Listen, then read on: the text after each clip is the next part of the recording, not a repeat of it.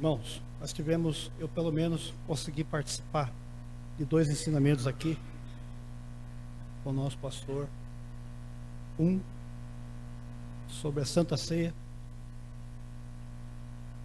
e outro sobre o poder da língua.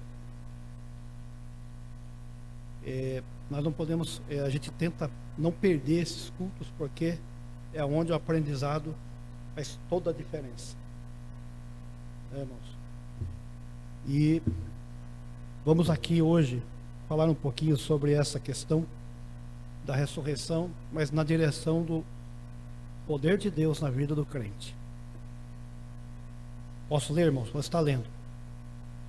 Também vos notifico, irmãos, o evangelho que já vos tenho anunciado, o qual também recebeste e no qual também permaneceis, pelo qual também sois salvos, se o retiverdes tal como vô-lo tenho ensinado, ou anunciado, se não é que crestes em vão. Porque primeiramente vos entreguei o que também recebi, que Cristo morreu por nossos pecados segundo as Escrituras, e que foi sepultado e que ressuscitou ao terceiro dia segundo as Escrituras, e que foi visto por Cefas e depois pelos 12, depois foi visto uma vez mais por mais de 500 irmãos, dos quais vive ainda a maior parte, mas alguns já dormem também. Depois foi visto por Tiago, também por todos os apóstolos. Por derradeiro de todos, me apareceu também a mim, como a um abortivo, porque eu sou o menor dos apóstolos, que não sou digno de ser chamado apóstolo, pois que persegui a igreja de Deus. Mas pela graça de Deus sou o que sou. A sua graça para comigo não foi em vão, antes trabalhei muito mais do que todos eles. Todavia, não eu, mas a graça de Deus que está comigo. Então, ou seja, eles, assim pregamos e assim haveis crido. Ora, se prega que Cristo ressuscitou dos mortos, como dizem alguns dentre vós, que não há ressurreição. Amém, irmãos? Querido Pai e eterno Deus, queremos transmitir uma palavra ao teu povo. Nos ajuda, Senhor, conforme a tua vontade. Cobre com teu sangue a nossa mente e coração, e que o teu Espírito Santo tenha liberdade de transmitir uma palavra viva ao coração dos teus filhos e ao nosso coração. Em nome de Jesus, Pai, eu agradeço ao Senhor por nos permitir, estando na tua casa, te servindo, te honrando, para louvor da tua glória. Amém. Amém, irmãos? Podei vos assentar. É conhecido dos irmãos este assunto. Este assunto, ele é um assunto que é já bastante ensinado na igreja. Mas eu gostaria de pegar uma linha de raciocínio e passar para os irmãos algumas coisas que a igreja não pode perder de vista e deve abraçar, para não ter que se apegar a outras coisas que não sustenta, que não edifica, que não fortalece. Paulo, ele está lutando contra um conceito que está sendo ensinado nos bastidores da igreja, porque há alguns membros e até obreiros da igreja de Corinto que seguem uma raiz de ensinamento que não é nova, já é conhecida, né? No bojo doutrinário da igreja de Corinto tinha algumas pessoas com algum tipo de heresia, de problemas, tá? E uma delas era crer em Cristo, mas não crer na ressurreição literal de Cristo. Havia algumas pessoas que estavam no meio da igreja que não acreditavam fundamentalmente na ressurreição de Cristo. Agora pense na igreja de Cristo, no Evangelho, sem Jesus haver sido ressuscitado. Que poder teria a igreja se Cristo não tivesse ressuscitado? Qual seria a sua autoridade? Como nós poderíamos testemunhar do Cristo se ele não houvesse ressuscitado? E Paulo, ele usa uma linguagem irônica, porque ele vai falando: se Cristo não ressuscita, é vã a vossa fé. Se ele não ressuscitou, é vã a vossa fé. E quando vai chegando no meio do capítulo, ele diz: se cremos em Cristo só nesta vida, somos os mais miseráveis de todos os homens. Por isso que a fé cristã, ela é transcendental, ela não é natural, ela é transcendental, ela vai além do que nós estamos enxergando. E este apóstolo em especial, ele entrou numa situação, irmão, que podemos começar a falar como é que foi o encontro de Paulo com Jesus. Eu te chamo a atenção para o capítulo 9 de Atos. O que Paulo estava fazendo? Aonde ele estava indo? Indo buscar os cristãos para aprender, não é? Sim ou não? O que aconteceu com ele?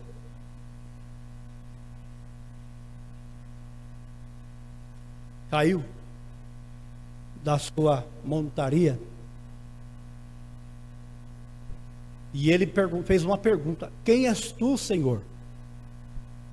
A resposta foi aquela: eu sou Jesus a quem tu persegues. Cego, levado até a casa de um discípulo. Depois Jesus vai para um discípulo, fala para ele: vai até aquela rua terceira, na casa do meu discípulo, porque Saulo está lá. O que o discípulo falou? Saulo, Senhor, ele é perseguidor da igreja. Não é possível um negócio desse. Como? Vai, porque ele é um vaso escolhido para mim. E lá vai o homem. Ananias chega: irmão Saulo, o Senhor Jesus. Olha, irmão, como que o cristianismo é? Tem um pessoal que não crê no sobrenatural mais, está perdendo a visão do sobrenatural na igreja, porque desconhece o Evangelho também. O Evangelho é todo sobrenatural.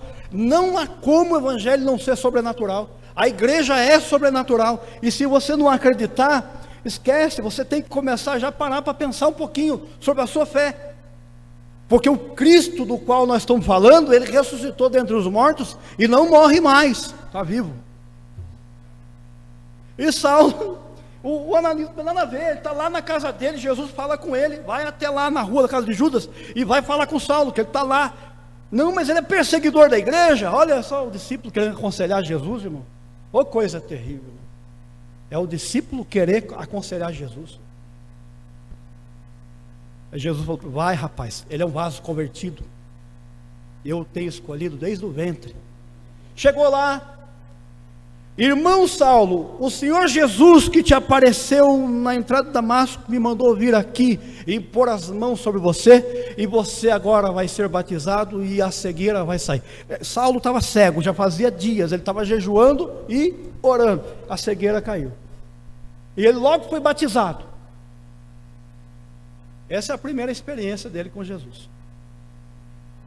E os discípulos que ele perseguia, foi aquele que foi pôr a mão sobre a cabeça dele para ele voltar a ver. Aqui, Saulo, você vai aprender que você não é líder. Você vai aprender que você é liderado, e que você, sendo grande, é servo dos menores, e que os menores estão sobre você. O poder pertence a mim. Eu uso quem quero, na hora que quero, como quero. Você vai ser liberado para trabalhar por um discípulo simples chamado Ananias. Enquanto Ananias não pôs a mão na cabeça dele, não teve acordo. Foi ou não foi? Está escrito isso, irmão? A gente tem que começar a pensar que o Evangelho é isso. E Paulo teve essa experiência logo de cara, porque ele viu muita coisa. Ele viu Estevão, ele teve ele viu Estevão ser apedrejado, ele viu muita coisa. Só que ele nunca tinha imaginado que ele ia se deparar com a divindade dessa forma. Nunca tinha imaginado que seria dessa forma. Ele foi para lá convicto: vou pegar todo mundo e vou trazer arrastado, vamos prender, porque eles são perseguidores da fé de Moisés, da lei de Moisés. Eles estão desobedecendo de Moisés, estão adorando um homem que morreu. Quem é que foi confrontar ele logo lá na entrada de Damasco? O próprio Jesus. Quem és tu, Senhor? Eu sou Jesus a quem tu persegues. Essa foi uma visão clara. Logo ele é confrontado também pelo discípulo, ele recobra a vista, mas já é convertido. Ele já não tem intenção de voltar como magistrado, ele não tem intenção mais de seguir aquele grupo de pessoas. Ele agora está sem rumo e sem direção, entre aspas, porque agora ele vai tomar outro rumo. Paulo se batiza, Paulo crê, Paulo é instruído. Ele senta com Pedro, senta com Tiago. Pedro elucida algumas coisas para ele, Tiago elucida algumas coisas para ele, mas ele vai para a Arábia. E na Arábia acontece um fenômeno. 3 anos no deserto. Ele tem a ousadia de chegar e dizer assim, lá logo no capítulo 11 de 1 Coríntios: o que eu recebi do Senhor é o que também vos entreguei. Ele tem essa autoridade. Não foi Pedro que me disse, não foi Tiago que me disse, foi o Senhor. Ele diz aqui que foi apanhado como abortivo, como se fosse o último apóstolo, porque ele cita que Pedro viu Jesus ressurreto, que os discípulos viram Jesus ressurreto, que 500 pessoas viram Jesus ressurreto, e por último, ele viu Jesus ressurreto. Isso me dá a entender que Paulo foi o último apóstolo a ver Jesus naquela situação. E ele precisava. Ele era desacreditado, porque perseguia. Ninguém acreditava que Paulo tinha se convertido de tal forma. Mas ele se converteu. E na Arábia ele teve essas revelações, teve essas visões. Ele volta, está nos discípulos, passa 15 dias com os discípulos, ele conversa. Mas aconteceu um fenômeno com Paulo. Paulo, ele é um discípulo, um apóstolo, que ele, quando vai escrever, ele revela algumas coisas que não foram todos que puderam revelar as mesmas coisas. Eu acho que na cadeia de revelação, Paulo e João são os que se igualam. Podemos destacar João como principal, porque ele escreve 21, ou ele cita 22 capítulos de uma revelação que perdura do passado, do presente e do futuro, que é o livro de Apocalipse. Paulo, e nessa revelação de João, ele fala do céu, ele fala do paraíso, ele fala das coisas que aconteceram, das coisas que estão acontecendo e das coisas que vão acontecer. Paulo, em especial, não tem alguma coisa apocalíptica para falar. Ele fala sobre arrebatamento, ele fala sobre o fim dos tempos, ele fala sobre a vinda de Jesus, mas ele não abre o leque da revelação do futuro, como João abriu. Porém, tem uma coisa em particular nos dois que me chama muita atenção. Paulo chega e diz assim: conheço um homem, não sei se no corpo ou fora do corpo, sabe o Senhor, que foi levado ao terceiro céu, e que esteve no paraíso, e viu coisas que com palavras não se pode exprimir aos homens.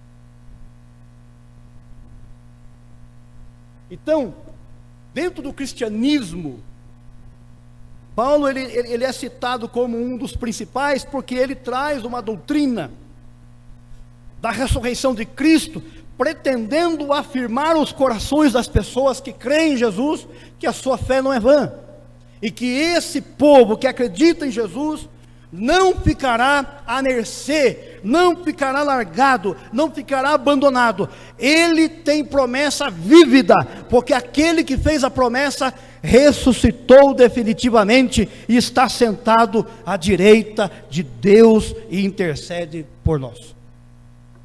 Mas os cristãos de Corinto, de Éfeso, de Tessalônica estavam enfrentando o mesmo problema.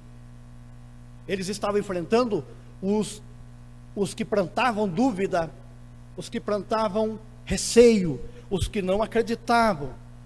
Porque veja bem, irmãos, o cristianismo nasce dentro de um berço de história, de duas escolas principais, que é Rinai e Shammai. Hilel e Shammai. São duas escolas específicas. Aí daí dá origem do saduceu e do fariseu.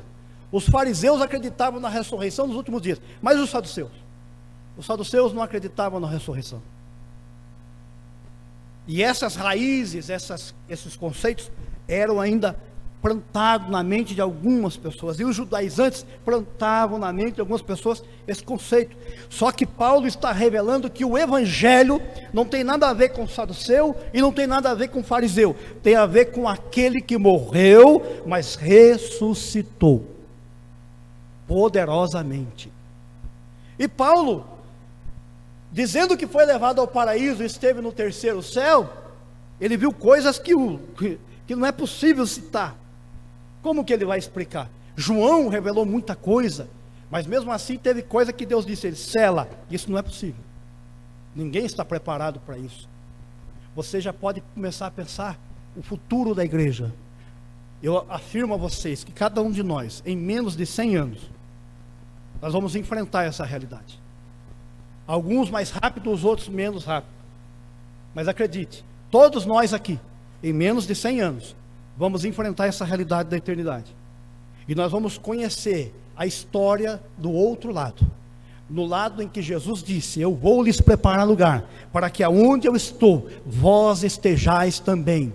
A realidade da ressurreição, ela é vívida, é perfeita e direcionada a cada um de nós. Nós não estamos abandonados a viver aqui, decaindo no nosso envelhecimento. Cada um de nós estamos perdendo um pouco mais de nós a cada dia que passa. Alguns perdem vitalidade, perdem força. Eu mesmo estou diminuindo um pouquinho, o ritmo eu estou dando uma freada, porque eu já estou sentindo o peso da idade, 46. Tem uns aqui que já está bem avançado. Acreditem, em menos de 100 anos, nós estaremos diante de uma realidade que a Bíblia nos ensina. Vai ser a maior bem-aventurança que nós podemos esperar. Tenho outra coisa para te dizer. Daqui a pouco, se Jesus vier, nós não vamos ter que esperar esse tempo passar. Se Jesus vier agora, nós já vamos passar para o outro lado, arrebatados, transformados e vivendo a verdadeira face da ressurreição. Amém? Posso continuar, irmão? Vamos lá. Quero mostrar que Paulo, ele vai afirmando, ele diz pelo menos 3 vezes ou 4 vezes dentro desse capítulo, segundo as Escrituras.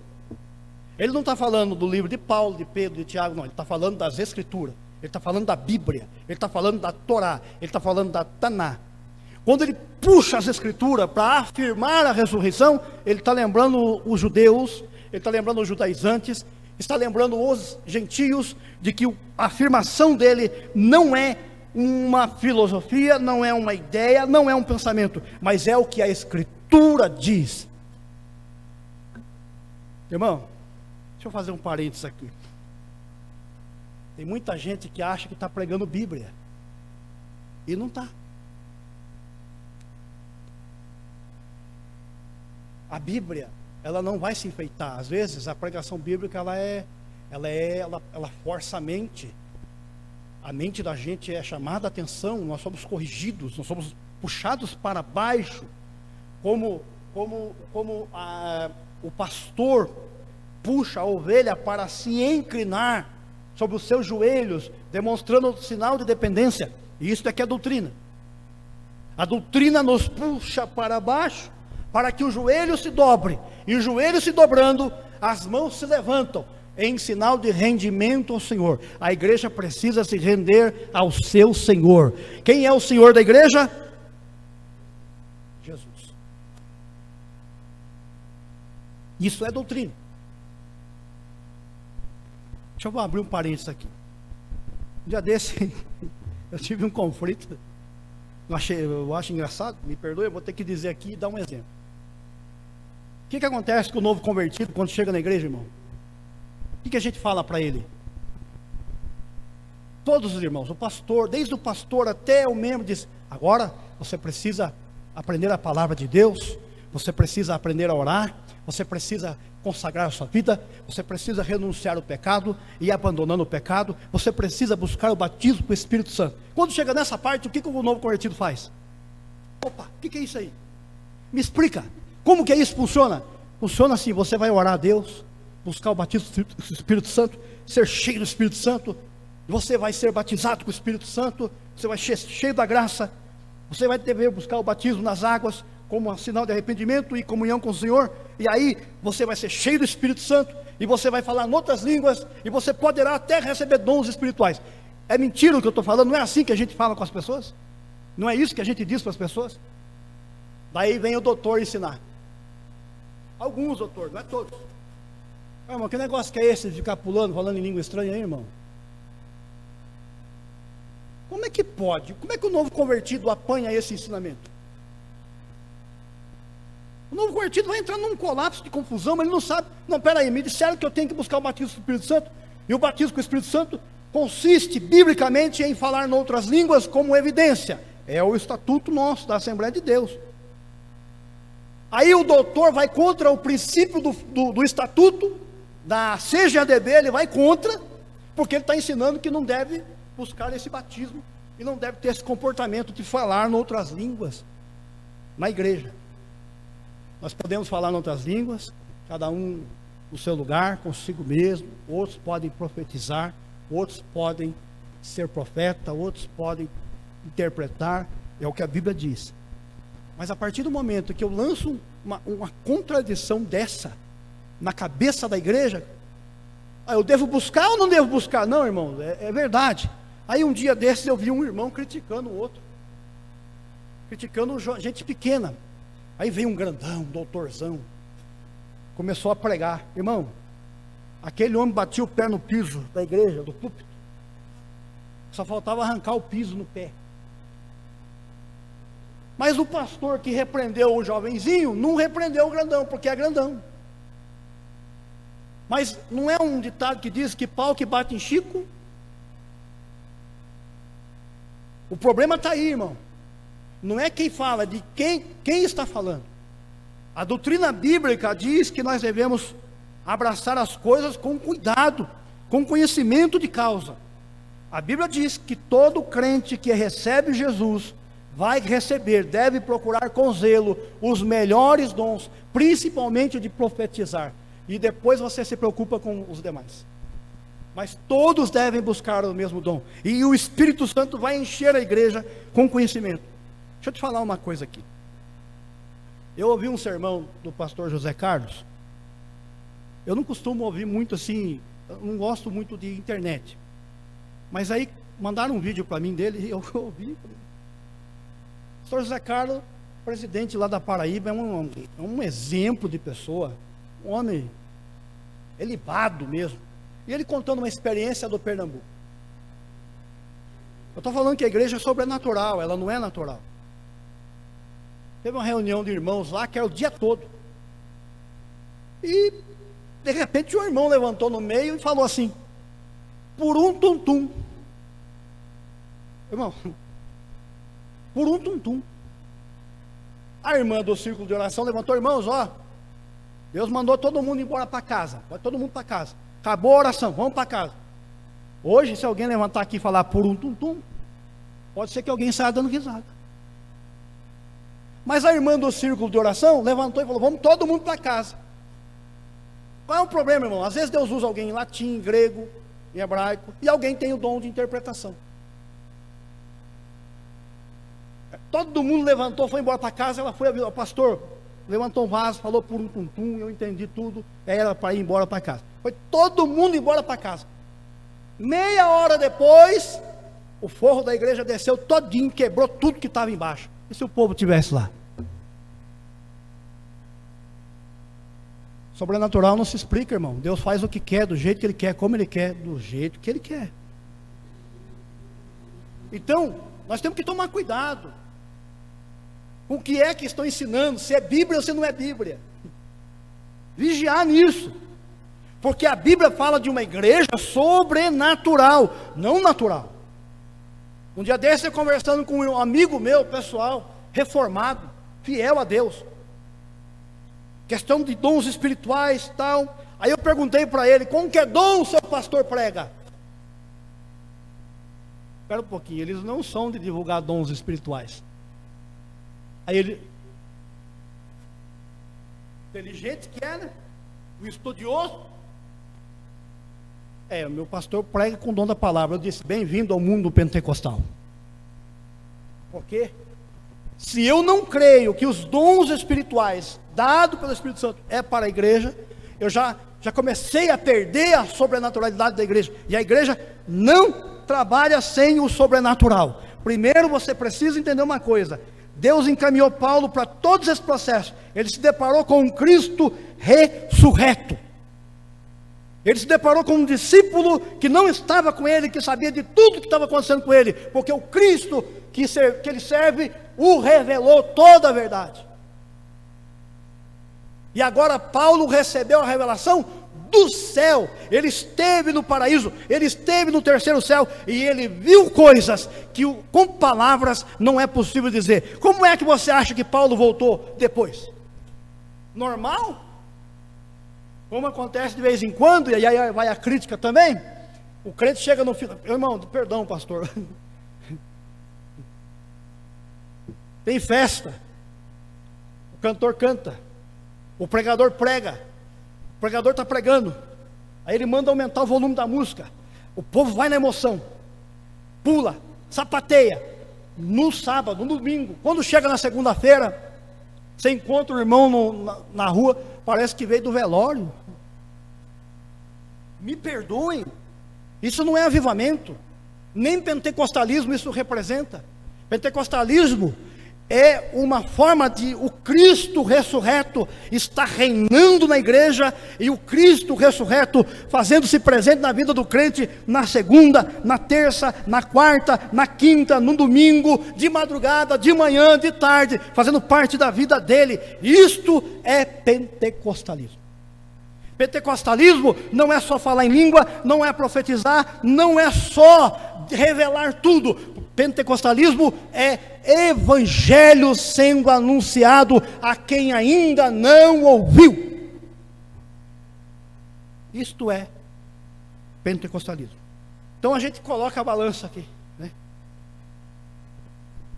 E tem muita gente ensinando que isso não é bíblico. Imagine se aquela irmã falou: irmã, para de falar bobagem aí. Que é esse negócio de purum-tum-tum? Que conversa que é essa? Irmão, vamos orar. Estava todo mundo debaixo do forro. É ou não é? É verdade, irmão. Então a gente precisa ficar atento, porque Deus fala, e Deus fala forte. Nós temos ouvido a voz de Deus aqui nesses últimos dias, nos ensinamentos, nas mensagens pregadas. E a gente vê o esforço dos irmãos para pregar, e às vezes a gente vê a igreja assim, atônita.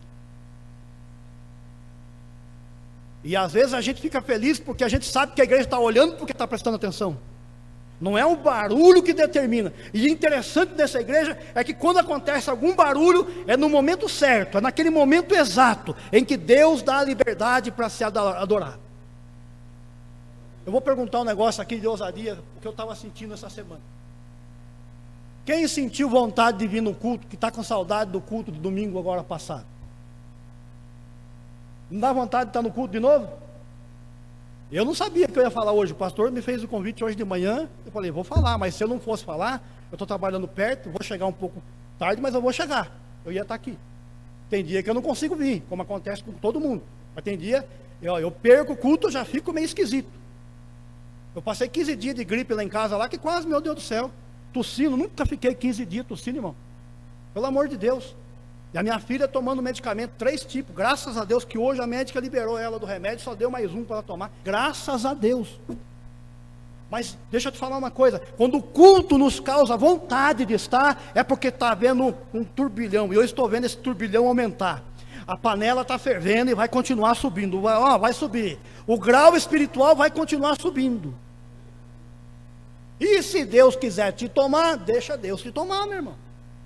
É normal que a igreja seja sobrenatural, porque o Cristo que a salvou é sobrenatural. Eu preciso ler alguns textos com os irmãos para corroborar com isso aqui.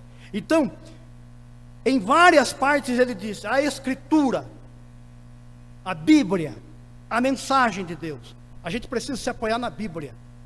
Não é em argumentos humanos, não é no meu pensamento, porque o meu pensamento pode falhar, irmão. Né? Você estuda a palavra, você lê, Até vou pedir para os irmãos orar, porque eu estou escrevendo um livro. Estou escrevendo um livro agora. Até comprei um notebook lá para me poder facilitar a digitalização. E estou revelando aqui de primeira mão. A primeira pessoa que vai ler o livro é o pastor Moisés. Eu vou passar na mão do senhor. E o senhor vai fazer análise doutrinária desse livro aí, porque...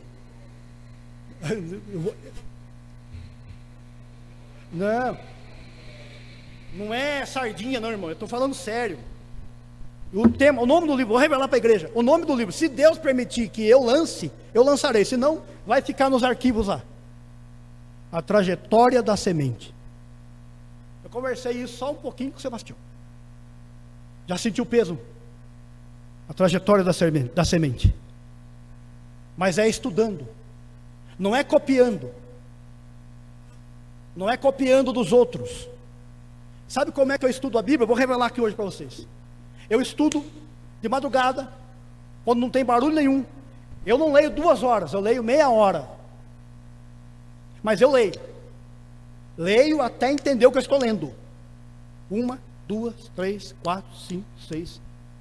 Ler. Depois eu vou analisando e entendendo cada palavra, cada argumento que está sendo emitido. Tiro as minhas conclusões.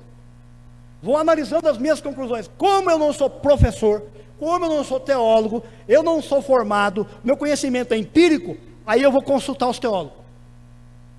Aí eu leio livros de pessoas responsáveis. Ele falou isso, bateu. Isso aqui não bateu. E esse camarada aqui tem conhecimento. Você está entendendo como é que eu estudo a Bíblia? Analisando a Bíblia com a Bíblia, não tirando conclusões só minhas, mas me apoiando em quem está mais tempo na estrada do que eu. Ouvindo os pastores que estão pregando e ensinando. Isto é o método e se você entrar nas Escrituras, e não se esqueça, joelho dobrado, falando com Deus. Não só na igreja, porque na igreja todo mundo está te vendo, mas eu quero ver na sua casa, quando ninguém está te vendo, porque a Bíblia diz: fecha a tua porta sobre ti, fala ao teu pai em secreto, porque ele te recompensará publicamente. Quer ter revelação de Deus? Tem que entrar em contato com ele. Se não entrar em contato, não tem. Amém, irmãos? A Bíblia é um livro sagrado, inspirado pelo Espírito Santo. O Espírito Santo é o seu autor, e ele só vai se revelar se nós entrarmos em contato com ele. Quantos aqui querem entrar em contato com a obra do Espírito Santo na sua vida, mediante a palavra de Deus? Preciso ler algum texto, para que você veja o que Paulo está afirmando, quando ele diz, segundo as Escrituras. Vamos para Isaías 53. Isaías 53, verso 8, 9 e 10.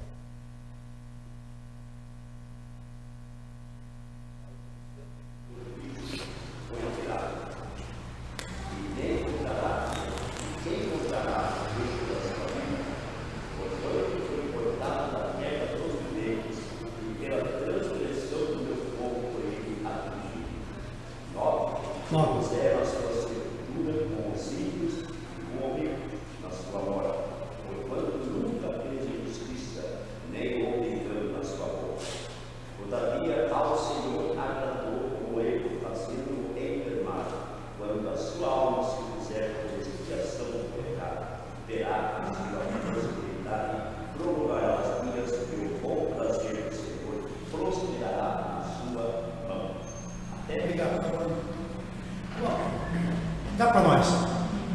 Você percebeu que escritura estranha? Como é que eu posso falar de alguém que morreu, foi sepultado, e mesmo assim prosperará no seu caminho? Você entendeu o que aconteceu aqui? Quem pegou isso? Isaías está dizendo: ele morreu, ele vai morrer, ele vai ser sepultado, mas ele não ficará na morte. Ele vai ressuscitar. Vamos ler o versículo 10 também, já completa tudo que eu estou dizendo aqui, você vai entender logo. Versículo 10, olha o que diz lá: todavia agradou o Senhor moê-lo, fazendo enfermar, quando a sua alma se puser por expiação do pecado, verá a sua posteridade, prolongará os seus dias, o bom prazer do Senhor prosperará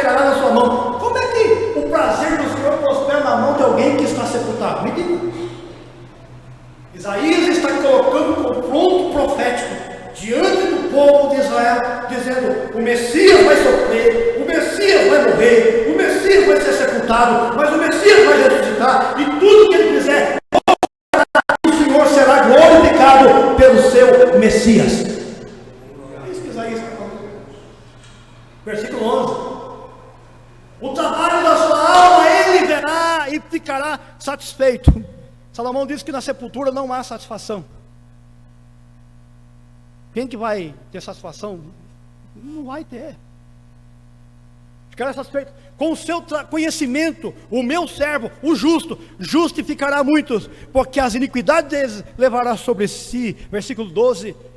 Pelo que lhe darei a parte de muitos, e com os poderosos repartirá ele o despojo, porquanto derramou a sua alma na morte, e foi contado com os transgressores. Mas ele levou sobre si o pecado, e muitos pela transgressão intercedeu, pelos transgressores intercedeu. Como é que alguém na sepultura intercede?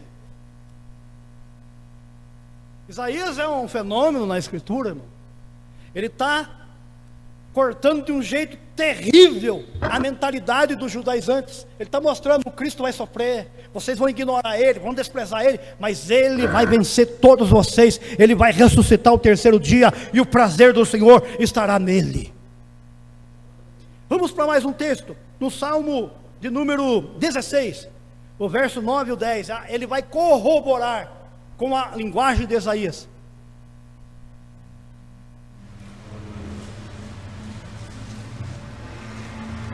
Irmão, olha como que está Jesus aí. Portanto está alegre o meu coração, e se regozija a minha alma ou a minha glória, também a minha carne repousará segura. Verso 10. Pois não deixará a minha alma no inferno, nem permitirá que o teu santo veja a corrupção. Irmão, você sabe o que é corrupção, não? Aqui tem dois termos que no português ela apresenta essa condição. Ali tem duas metáforas. O inferno é a sepultura, né? A perdição. E a corrupção. Eu vou falar esse negócio, é meio esquisito, mas eu tenho que falar para você entender o que é. Você já sabe, mas eu vou repetir aqui. Quando um ser humano morre, ele entra em estado de decomposição. Cada órgão do nosso corpo é consumido por um tipo de micro-organismo, algum tipo de verme. Não são todos a mesma coisa. E existe uma forma específica de se dizer que isto é a corrupção, quando o corpo entra em decomposição. O que está dizendo é: o meu justo não entrará em decomposição, embora foi sepultado. Existe um texto em Levítico, que eu estudo ele, mas eu preciso estudar mais, mas eu vou falar um pouquinho só, porque é muito complexo, e eu vou falar só um pouquinho para os irmãos. O texto sagrado diz que a morte procurou em Jesus um motivo para o prender na sepultura. A morte ficou durante 3 dias procurando um motivo que fizesse com que Jesus ficasse na sepultura. Deixa eu olhar os pés dele aqui. Permita aqui. Ele nunca tropeçou com seus pés. Os seus pés sempre foram ligeiros na obediência. Ele obedeceu a Deus. Os seus pés nunca tropeçaram. Ele sempre acertou o caminho. Ele sempre obedeceu. Deixa eu ver as suas mãos. As suas mãos são puras e limpas.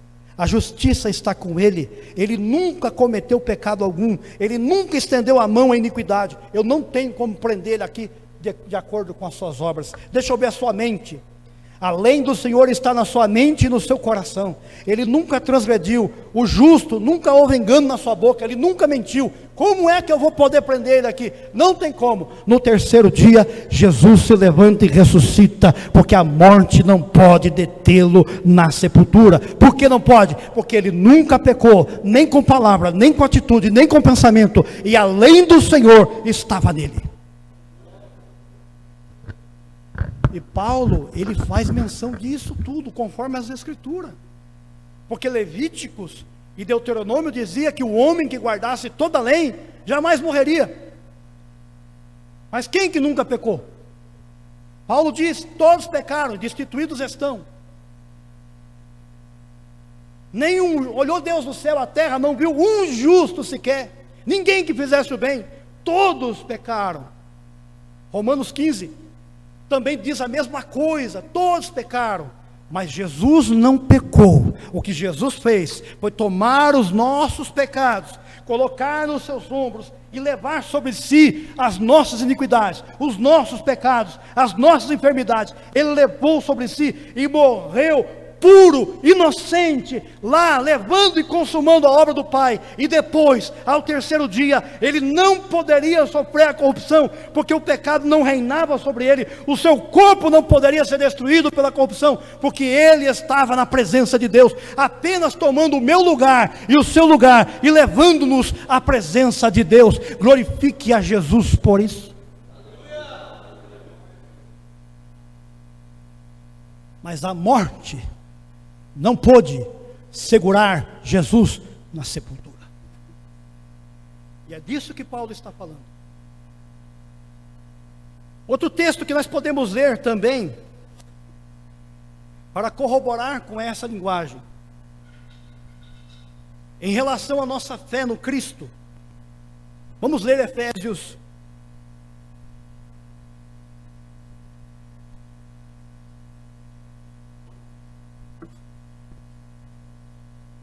Eu gostaria de ler também, irmãos, em Atos dos Apóstolos. Vamos ler primeiro Atos, no capítulo 2, versículo 26 até o 36. Eu vou pedir para que alguém leia para nós em alto e bom som. É bastante versículo, mas é importante que você leia para corroborar o que nós estamos falando aqui, por favor. Ó, do versículo 26 até o 36, por favor. 26 ao 36. Isso. Por isso alegrou o meu coração, e a minha língua exultou, e ainda a minha carne há de repousar em esperança, pois não deixarás a minha alma em males, nem permitirás que o teu santo veja corrupção. Fizeste-me conhecidos os caminhos da vida, com a tua face me geraram. Varões irmãos, sejam dizemos livremente acerca do patriarca Davi, que ele morreu, foi sepultado, e entre nós está até hoje a sua sepultura. Sendo, pois, ele de saber que Deus e havia com juramento pelo fruto de seus dons, segundo a carne, levantaria o Cristo para o assentar sobre o seu trono. Nesta previsão disse da ressurreição de Cristo, que a sua alma não foi deixada no mar, nem a sua carne viu a corrupção. Deus ressuscitou a este Jesus, porque todos nós somos testemunhas. É exaltado pela vez por Deus, e tendo recebido do Pai a promessa do Espírito Santo, derramou isto, que vós agora veis e ouvis. Porque Davi não subiu ao céu, mas ele próprio disse: Diz o Senhor ao meu Senhor, aceita-me a minha vida, até que foi os teus limites, pois parei no teus pés. 36. Saiba, pois, com certeza, toda a casa de Israel, e a esse Jesus, a quem vós crucificaste, Deus, o Deus, Senhor. Amém? Uma leitura de 10 versículos, mas que nos esclarece essa linguagem que nós estamos falando. Pedro, ele no dia que Deus derramou o Espírito Santo sobre a igreja, ele anuncia esse fato poderoso. Ele anuncia esse fato tremendo, que é a coluna da igreja, o Cristo ressurreto, aquele que conduz a igreja debaixo do seu poder.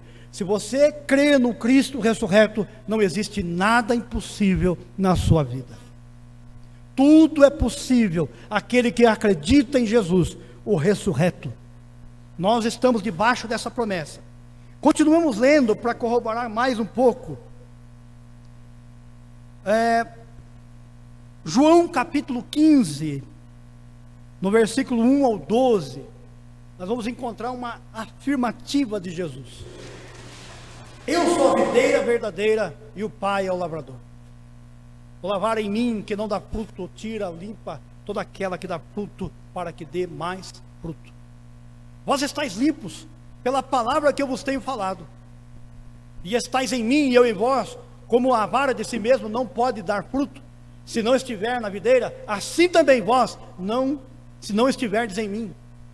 Eu sou a videira e vós as varas.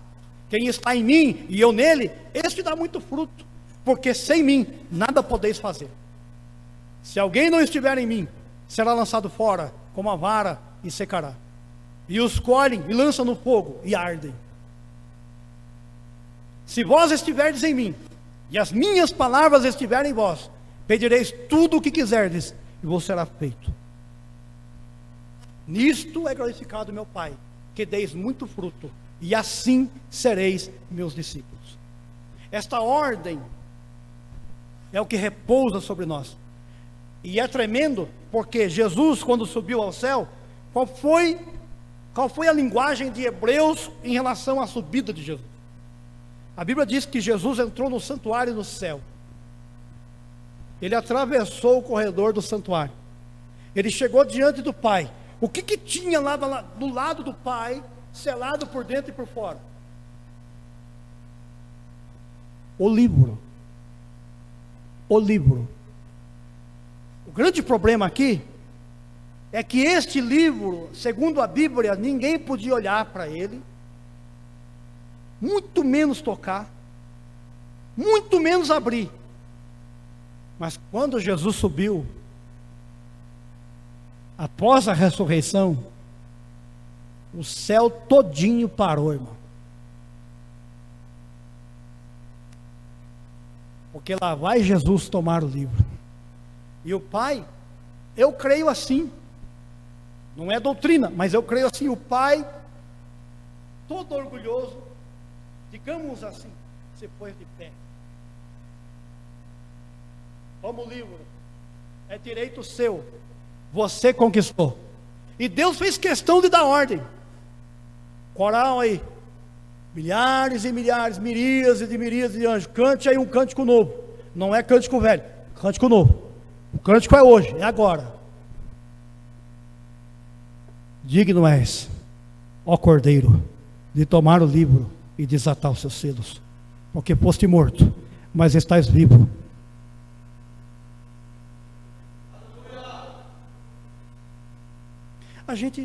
Quando a gente fala isso, a vontade que vem dentro da gente é de correr,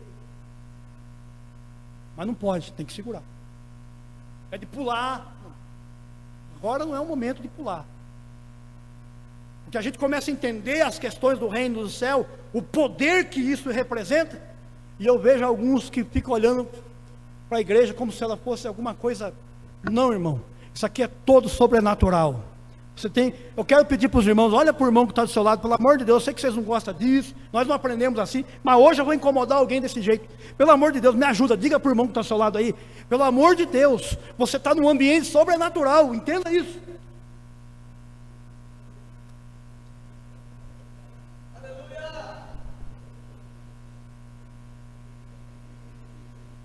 Não tem jeito, irmão.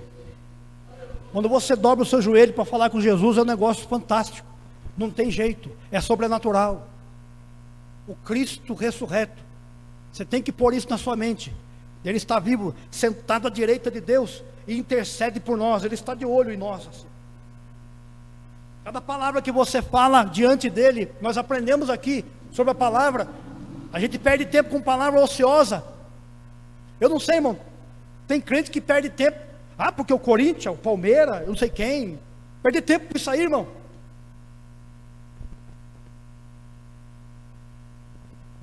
Não perca tempo com essas coisas. Porque a novela ontem, o capítulo foi interessante. Para com isso. 66 livros.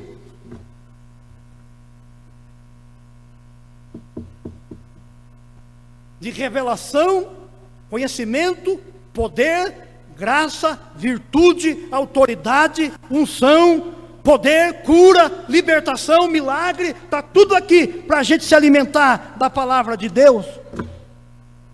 Abacancho yakamanarabasuya. Remaxericanda labaxeria labarracia.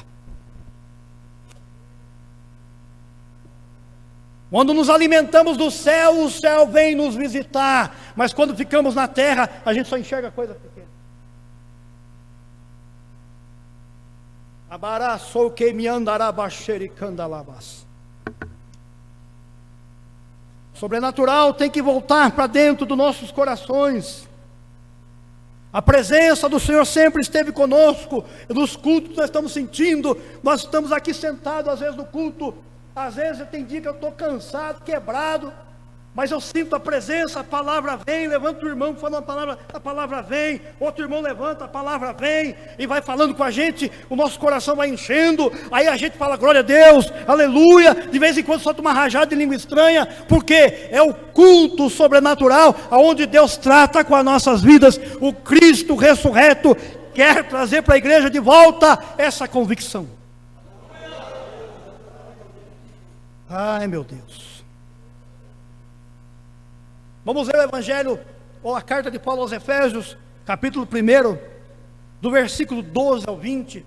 Nós temos uma afirmativa de Paulo sobre esta soberania. Ai Jesus. Abai comi andarabaxeria candalabaço yahas. Aleluia, eu estou sentindo, meus irmãos, aqui a presença do Senhor, e é a direção que Ele está me dando para terminar essa mensagem aqui.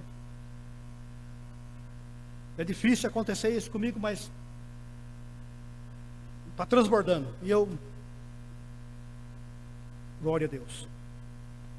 Olha o que diz: com fim de sermos louvor da sua glória, nós os que primeiro esperamos em Cristo, em quem também vós estáis depois que ouviste a palavra da verdade, o evangelho da vossa salvação, tendo nele também crido, fostes selados com o Espírito Santo da promessa.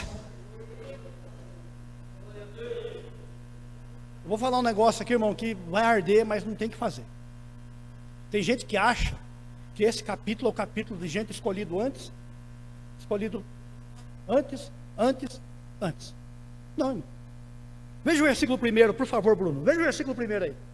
Para quem que Paulo dirige? É fácil dirigir essa palavra. Para quem ele está dirigindo? Paulo, apóstolo de Jesus Cristo, pela vontade de Deus, aos santos que estão em Éfeso e fiéis em Cristo. Não é difícil dizer a essas pessoas que elas são escolhidas. Qualquer um de nós poderia dizer: vocês são eleitos, vocês são escolhidos, porque ele está falando de gente fiel. E Paulo não falava isso se não fosse. Olha a igreja de Corinto: nisso eu vos louvo, nisso eu não vos louvo não. Nisso aqui eu te louvo, mas nisso aqui eu não vos louvo não. Nisso não vos louvo, isso não vos... Está entendendo, irmão? Aí ele chama santos e fiéis em Corinto, mas ele vai dizer também em Corinto aos da casa de fulano, da casa de fulano, os quais eu batizei. Os demais ele não se responsabiliza. Então é fácil dizer para a igreja de Éfeso, aos fiéis, aos santos, eles são eleitos. Vocês que estão aqui hoje, eu posso dizer, vocês são eleitos. Sua predestinação é o céu, mas você precisa permanecer em Jesus. Ai meu Deus do céu. Eu falei para o pastor outro dia que eu ia escrever um livro, o nome do livro, Paulo não era calvinista. O pastor olhou assim para mim. Mas irmão, vamos ler o que Paulo diz aqui. Capítulo 15. Ele diz assim, ó: também vos notifico, irmãos, o evangelho que já vos tenho anunciado, o qual também recebestes, no qual também permaneceis, pelo qual também sois salvos, se o retiverdes, tal como vos ensinei. Como vos anunciei? Se não é que cresces em vão. Irmão, não tem jeito. Ele está dizendo o seguinte: eu anuncio o evangelho para vocês, mas se vocês acreditarem em vão, se vocês não permanecer, se vocês não obedecer, se vocês não se manter, não tem acordo. É Paulo falando, irmão. O que acontecia com esse povo? Eles acreditavam em Jesus fictício. O Jesus que João combateu. O Jesus que não tinha sangue. O Jesus que era um ens, da terceira categoria do ens. Aí João escreve: há três que testificam no céu: o Pai, a Palavra e o Espírito. O sangue e a água. Por quê? Porque o Pai testifica que Jesus é o Cristo. E João disse: eu estive com ele, eu o vi, eu participei da sua aflição. Vamos ver um versículo que vai nos, um texto que vai nos dar lucidez a isso. Primeira carta de João, por favor, capítulo 1, vai nos elucidar isso que eu estou te falando. Eu já vou terminar. O que era desde o princípio, o que vimos com os nossos olhos, o que temos contemplado, as nossas mãos tocaram a palavra da vida, porque a vida foi manifestada a nós, e vimos e testificamos dela, e vos anunciamos a vida eterna que estava com o Pai, e foi manifestada. O que vimos e ouvimos, isso vos anunciamos, para que também tenhais comunhão conosco, e a nossa comunhão é com o Pai, é com o seu Filho Jesus Cristo. Estas coisas vos escrevemos, para que o vosso gozo se cumpra. João está dizendo: ei, vem cá. O que aconteceu? Vou contar um negócio. Vou falar aqui. Para me terminar, eu já vou passar para o pastor. João estava em Éfeso, na sua plena idade já, 98 anos. Estava em Éfeso, porque ele, lá na ilha de Patmos, a ilha da morte, ninguém entrava lá e saía vivo, só soldado. Mas ele pegava a sua sopinha, via lá um camarada com fome, ele, em vez de comer, soldado, gente ficava doente, ele orava, Jesus curava. Soldados carregavam João no colo. João, nós vamos desobedecer o império todinho, vamos te levar embora daqui. Você não merece ficar aqui, você não é bandido, João. Você é um santo. Vamos te levar embora daqui. Irmão, João saiu de Pátimo tranquilo, o soldado. Foi deixar, onde você quer ir, João? Eu quero ir para Éfeso, eu vou ficar com Timóteo. Lá está meu discípulo amado Policarpo, eu quero ficar com eles. Foi deixado em Éfeso, ficou com Timóteo, ficou com Policarpo. Quem escreveu o livro de Apocalipse? Policarpo, porque João teve a visão do Apocalipse, e João revelou, relatou, e Policarpo escreveu. Isso é história concisa. E João, lá em Éfeso, ele tinha o costume de ir no banho público, nas águas termais, pastor. E quando ele estava lá no seu banho público, já idoso, claro, com o corpo coberto, um homem santo, ensinador, discípulo fiel, que Jesus falou: você não vai morrer até que eu cumpra tudo com você. Por que ele não vai morrer? Porque eu tenho um negócio diferente com João. Ele não vai morrer, só vai morrer quando eu quiser. Morreu lá com quase 100 anos de idade, mas tomando banho. Daqui a pouco vinha, de lá vinham os gnósticos.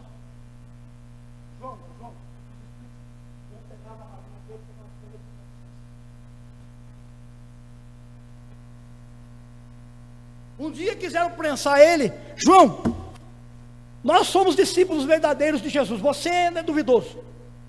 Então tá bom, vem cá, vamos conversar um pouquinho, vamos conversar.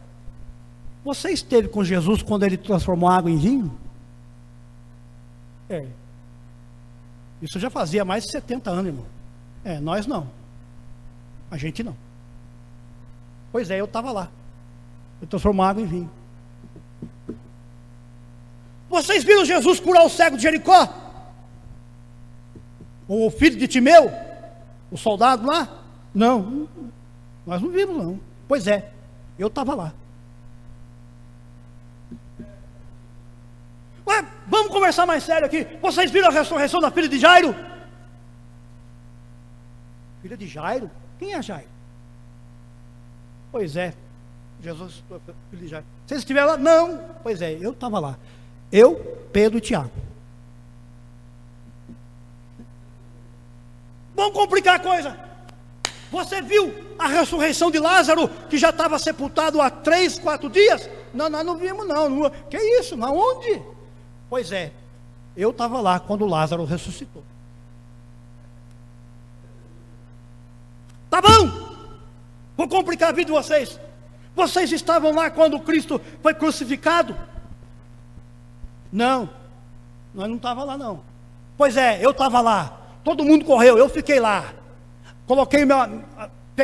Abracei Maria, a mãe do meu Senhor, e fiquei com ela. Ele disse: cuida dela para mim. Ele estava debaixo da cruz, eu estava lá. Ele estava lá na cruz, vertendo sangue mesmo, vertendo sangue, e do seu lado saía água até, porque o seu sangue já se esvaía, e ele estava lá. Eu vi ele dizer: está consumado, e entregou o Espírito ao Pai. Eu estava lá. Vocês querem continuar a conversa? Então tá bom, vamos continuar a conversa.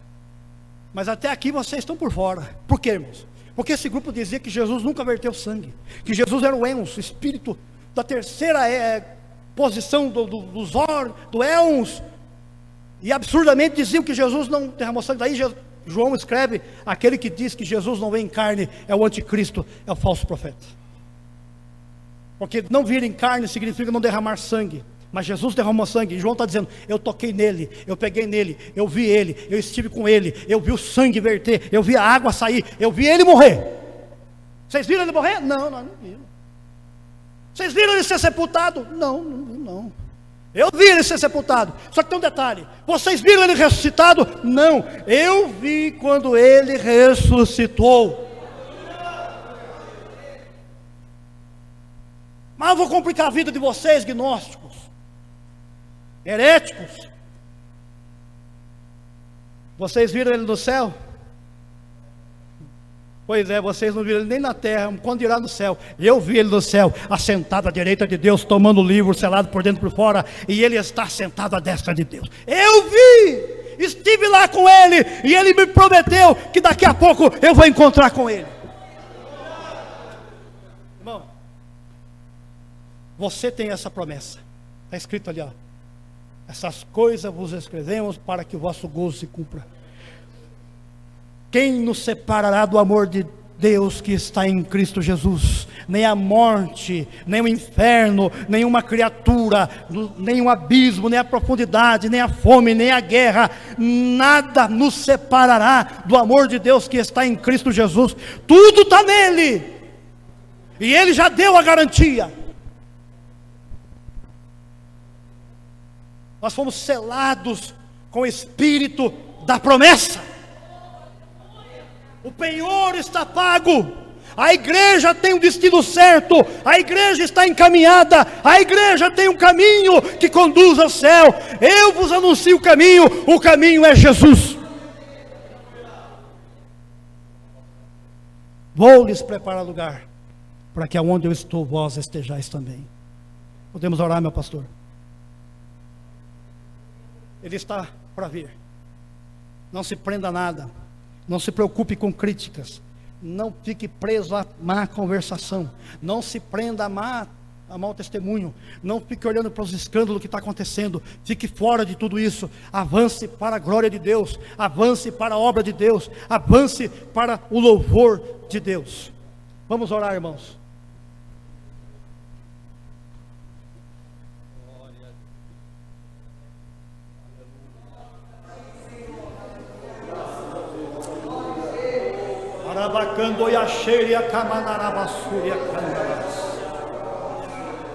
Glória a Jesus. Aleluia. Meu Deus, tu és vivo e poderoso, Cristo vivo e ressurreto. Tu estás à direita do Pai e intercede por nós. Tu és o nosso Senhor, o nosso Salvador bendito. Nós rendemos ao Senhor honra e glória e louvor e majestade, pois a tua palavra é viva e eficaz. Cremos no seu retorno, cremos que o Senhor voltará e nos arrebatará contigo, Senhor. Continue encaminhando as nossas vidas, continue encaminhando o teu povo, continue usando os teus profetas, continue falando conosco, pois esperamos inteiramente em ti, aqui nesta vida e na eternidade também, porque tu és Deus maravilhoso. Porque Ele vive, posso crer no amanhã. Porque Ele vive, temor.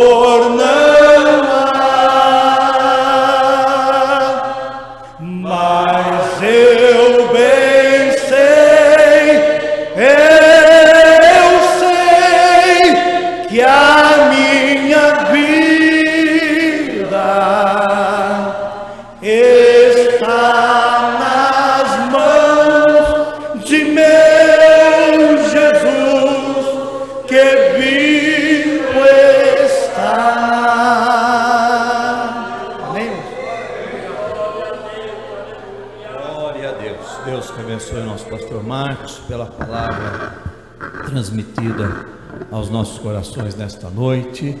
Deus que abençoe a todos em Cristo Jesus. Amanhã nós temos o nosso culto no Campo Novo às 19h30 e nós temos aqui o último ensaio das irmãs. Então as irmãs cheguem, não faltem no ensaio, não faltem no período da oração também, cheguem aí, porque na sexta-feira inicia-se o aniversário da nossa do nosso conjunto aqui, da nossa sede, do Cerco de Oração Lírio dos Vales, e também temos também o aniversário do setor também, das nossas irmãs. Então a sexta-feira vai começar às 7h15, sexta-feira é feriado, dia 7, isso mesmo. Sexta-feira Santa. Hoje é dia 4, né? 7. Dia 7, feriado. Então os irmãos chegam aí sexta e sábado. Sábado começa às 18h30, tá? E sexta-feira é feriado às 7h15 da noite. E quinta-feira nós temos o nosso culto com a família às 19h30 aqui na nossa igreja.